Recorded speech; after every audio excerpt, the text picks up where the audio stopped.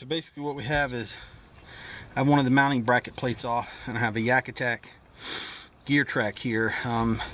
This is technically, I guess, custom made for the Pescador Pro, and that's, I don't know if it's to match color or hole mounts or something like that, but it doesn't matter. We just basically put it on here. I didn't want green, that's what I got is green. So this, the cool thing about the Predator is that it has mounting plates. So I've mounted this on here, and we're gonna just put the screws back in and get it ready to go. So we're putting these back in.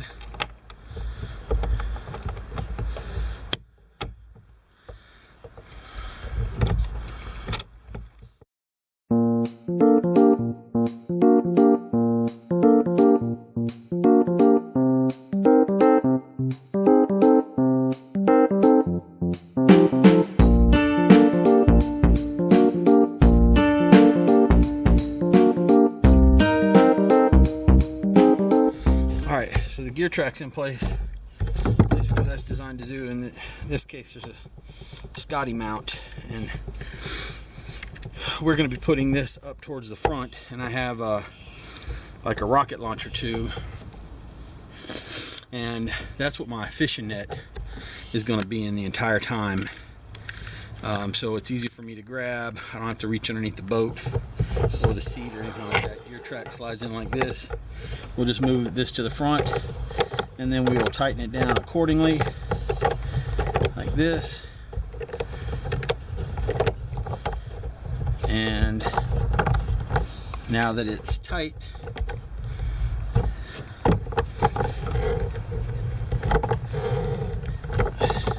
it's not going to move. I can put the rod tube there, and I can angle it a little forward or back, either way with my net.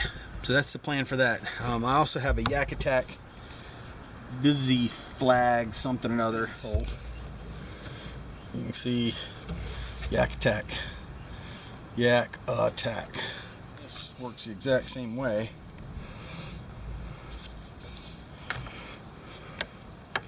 You just kind of unloosen this, and then you slide the gear track in like this, and then this should make it so that I can tighten it right here and not have to worry about it.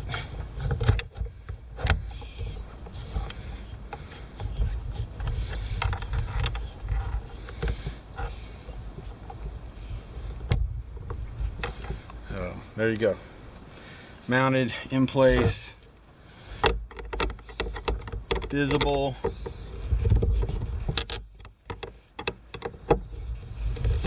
Alright, so here's kind of the finished setup. I have a Scotty mount there. That's where the tube's going. I have a Yak Attack Visipole. I'm not sure exactly how you define that, but that's what it is. And that is just a safety precaution. That's now installed and ready to go. This is just a GoPro pole that I made myself.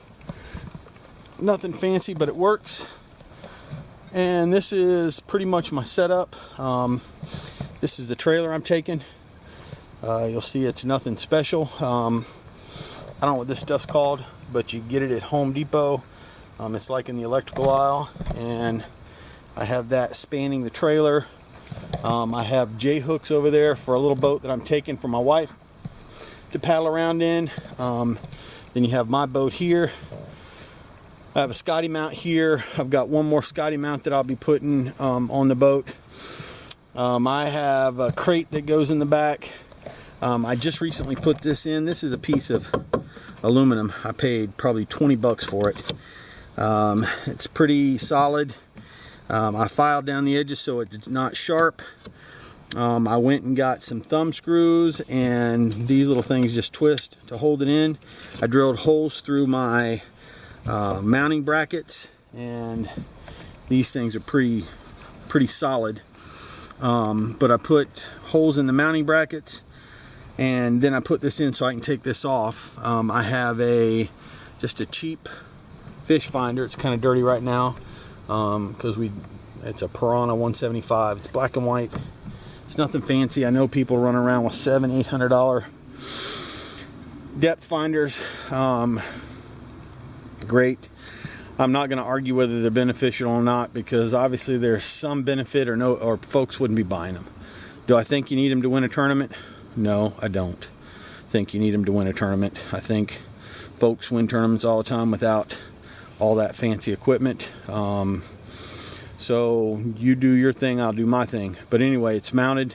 I have a battery pack. It's, I don't know, like a 12 amp hour or something like that. And it runs that thing for 3 or 4 days without having to charge it. The Old Town comes with a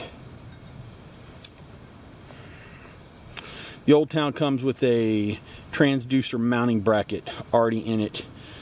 So you just kind of go down through the front lip of this, and it goes down there and mounts to the bracket. You just leave the extra stuff coiled there. It's out of the way. I don't even worry about it. But this lets me take it off so I don't have to worry about it being stolen. Battery pack goes in here, and I just run the power out here, and that's it. No holes, nothing penetrated, nothing. That's pretty much it. But then the conduit is on there, so that I can slide it on and off relatively easy. There's nothing else that's being added to it. That's it. I have a little mount on the front for a GoPro. Mount something in here sometimes.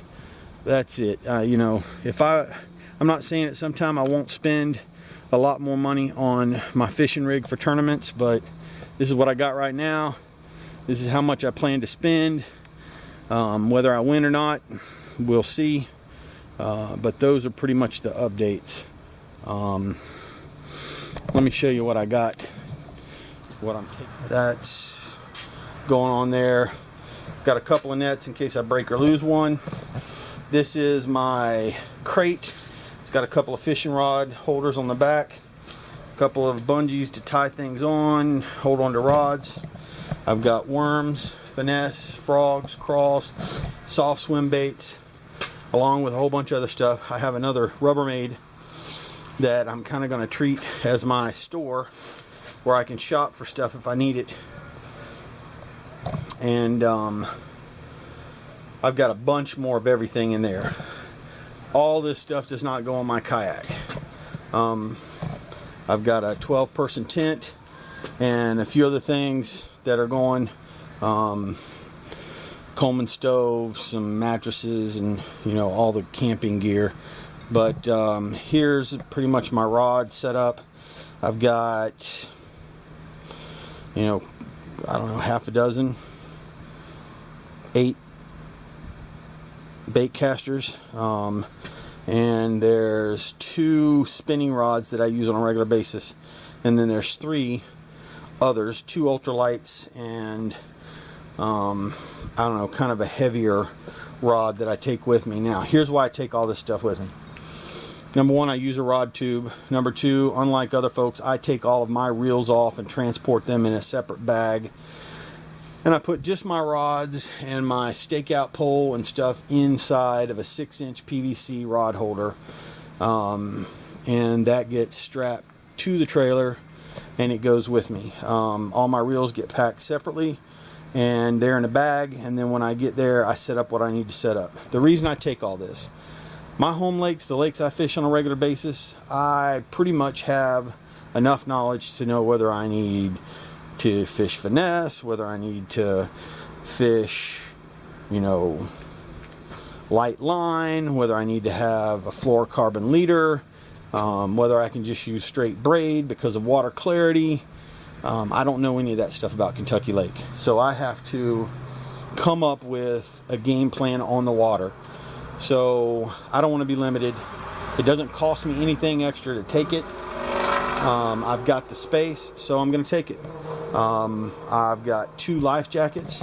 I have an Onyx M24, I don't know, CO2 inflatable one, and then I have just a $50 fish-a-flage thing that if I lose a life jacket or something, you know, I'm kind of feel like 1 is none and 2 is 1, so I kind of do some redundancy there. I have my carbon fiber Bending Branches Angler Pro paddle. That was actually compliments of Kayak Bass Fishing. I won it in one of their giveaways. I have a Yak Gear stakeout pole. I'm taking another Bending Branches Angler Classic in case I need another paddle, and a few other things. Hey folks, we really appreciate you taking the time to watch. We're getting ready to start the vlog series and some of the information for the actual Kayak Bass Fishing National Championship. So stay tuned as you kind of see me wade through all of the necessities to get ready for that trip.